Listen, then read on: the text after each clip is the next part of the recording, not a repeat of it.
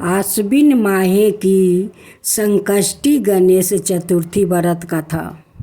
युधिष्ठिर ने भगवान से पूछा, हे कृष्णा जी, मैंने सुना है कि आश्विन कृष्णा चतुर्थी को संकष्टा चतुर्थी कहते हैं।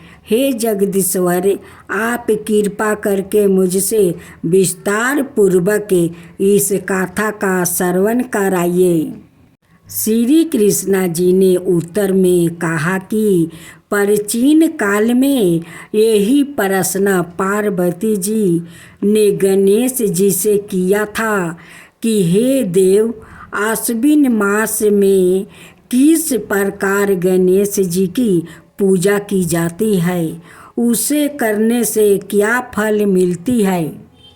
यह सुनकर गणेश जी ने कहा, हे माता, सिद्धि की कामना रखने वाले व्याकुतों को चाहिए कि आश्विन मास में कृष्णा पक्ष की चतुर्थी की पूजा पूर्वक विधि से करें। श्री कृष्णा बानासुर कथा। आश्विन मास की संकष्टी चतुर्थी को श्री कृष्णा और बानासुर की इस कथा के अनुसार एक समय की बात है। बानासुर की कन्या उषा ने सुषुप्तावस्था में अनिरुद्ध का सपने देखा। अनिरुद्ध के विरह से वो इतनी अभिलाषी हो गई कि उसके चित्त को किसी भी प्रकार से शांति नहीं मिल रही थी। उसने अपनी सहेली चित्ररेखा से त्रिभुवन के संपूर्ण प्राणियों के चित्रा बनाया। जब चित्रा में अनिरुद्ध को देखा तो कहा, मैंने इसी व्याकुत को सपने में देखा था, इसी के साथ मेरा पानी ग्रहण भी हुआ था। हे सखी, यह व्याकुत जहाँ कहीं भी मिल सके ढूंढ लाओ, अनाथ इसके वियोग में मैंने अपने प्राण छोड़ दूंगी। अपनी सखी की बात सुनकर चित्ररेखा अनेक स्थानों में खोज करती हुई द्वारिकापुरी में आ पहुंची। चित्ररेखा राक्षसी माया जानती थी। उसने वहां अनिरुद्ध को पहचान कर उसने उसका अपहरण कर लिया और रात्रि में पलंग सहित अनिरुद्ध को उठाकर वो गोधूली बेला में बानासुर की नगरी में प्रविष्ट हुई। इधर प्रद्युम्न को पुत्र शोक का कारण असाध्य रोग से ग्रसित होना पारा। अपने पुत्र प्रद्युम्न एवं पौत्र अनिरुद्ध की घटना से कृष्णा जी भी व्याकुल हो उठे। रुक्मिणी भी पुत्रा के दुख से दुखी होकर बिलखने लगी और खीरन मन से कृष्णा जी से कहने लगी, हे नाथ, हमारे प्रिय पुत्रा का किसने हरण कर लिया है, अथवा वो अपनी इच्छा से ही कहीं गया है। मैं आपके सामने शोककुल हो अपने प्राण छोड़ दूंगी। रुक्मिणी की ऐसी बात सुनकर श्री कृष्णा जी यादव की सभा में उपस्थित हुई।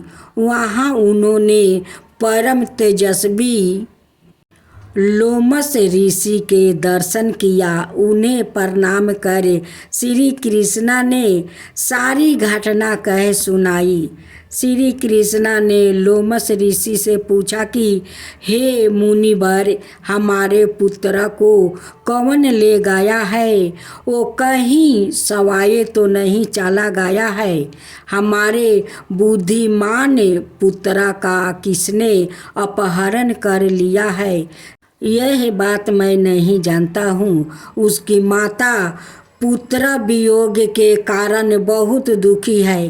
कृष्णा जी की बात सुनकर लोमस मुनि ने कहा, हे कृष्णा, बानसूर की कन्या उषा की सहेली चित्रारेखा ने आपके पुत्रा का अपहरण किया है और उसे बानासुर के महल में छिपा के रखा है।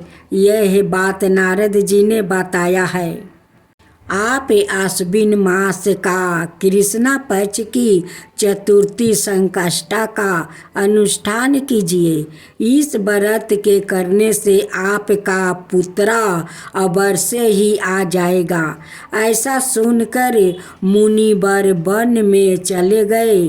श्री कृष्णा जी लोमस ऋषि के कथन अनुसार व्रत किया और इस व्रत के प्रभाव से उन्होंने अपने शत्रु बानसूर को पराजित कर दिया। यद्यपि उस भीषण युद्ध में शिव जी ने भी बानासुर की बड़ी रक्षा की, फिर भी वो परास्त हो गया। भगवान कृष्णा ने कृपित होकर बानासुर की सहस्त्र भुजाओं को काट डाला। ऐसी सफलता का कारण व्रत का प्रभाव ही था। श्री गणेश जी को प्रसन्न करने और संपूर्ण विघ्न को हरने के लिए इस व्रत के समना कोई दूसरा व्रत नहीं है। श्री कृष्ण ने कहा, हे राजन, संपूर्ण विपत्तियों का विनाश के लिए मनुष्यों को इस व्रत को अवश्य ही करना चाहिए। इसके प्रभाव से आप शत्रुओं पर विजय प्राप्ति करेंगे एवं राज्य अधिकारी होंगे। इस व्रत की महिमा का वर्णन बड़े बड़े विद्वान भी नहीं कर सकते हैं। कुंती पुत्र, मैंने इसका अनुभव स्वयं किया है। यह मैं आपसे सत्य कह रहा हूँ। जय गणेश जय गणेश जय गणेश देवा, माता जानकी पार्वती पिता महादेवा। जय गणेश जय गणेश जय गणेश देवा, एक दांत दयावंत चार भुजी धारी, मस्तक सिंदूर सोहे मूस की सवारी। जय गणेश जय गणेश जय गणेश देवा, माता जानकी पार्वती पिता महादेवा। अंधन को आँख देते, कोढ़ियन को काया, बाजिन को पुत्र देते, निर्धन को माया। जय गणेश जय गणेश जय गणेश देवा, माता जानकी पार्वती पिता महादेवा।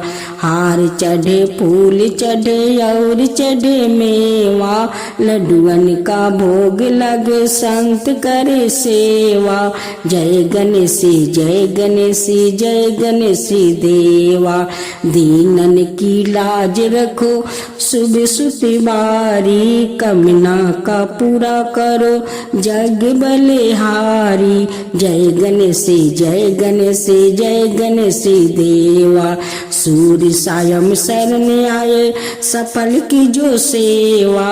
जय गणेश जय गणेश जय गणेश देवा, माता जानकी पार्वती पिता महादेवा।